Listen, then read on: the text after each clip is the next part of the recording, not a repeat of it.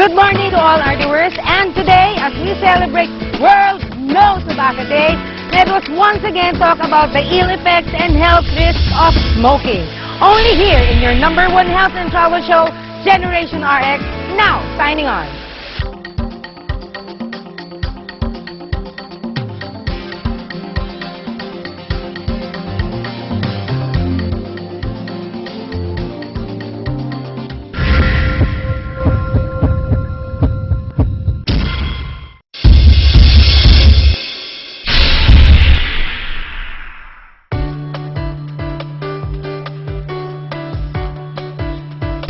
% of Filipino ages 18 and up are smokers.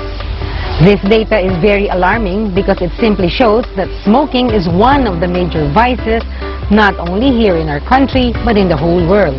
Usually malalaman mo na yung isang tao chain smoker kung malapit nang maubos yung unang stick ng sigarilyo niya, magsisindi na siya ng kasunod pa. Usually yung hinihit-hit niya bago maubos, yun yung pinangsisindi niya ng susunod na stick. And that goes on and on and on. At dahil na nga sa tumitinding problema ng ating bansa sa smoking at problemang dulot nito sa ating kalusugan, mas lalong pinaigting ng MMDA ang kanilang no smoking campaign, particular na ang mga pampublikong lugar. Pero kung apektado ang mga naninigarilyo na mismong humihit-hit nito, hindi rin ligtas ang mga taong nasa paligid nila na nakalalanghap ng usok nila na kung tawagin ay second-hand smokers. Second-hand smoke is also called passive or environmental tobacco smoke. That is the smoke that comes out of the cigarette na hindi hinihit-hit ng smoker.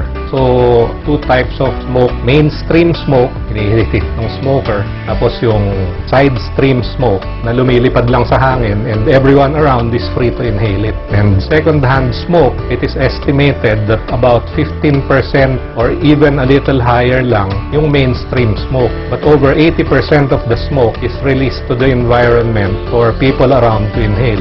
Nakakatakot na malaman na kahit na hindi ka mismo ang naninigarilyo, maaari ka ring maapektuhan ng sakit na dulot ng paninigarilyo. At sadyang walang pinipiling edad ang pagkalulong sa ganitong bisyo.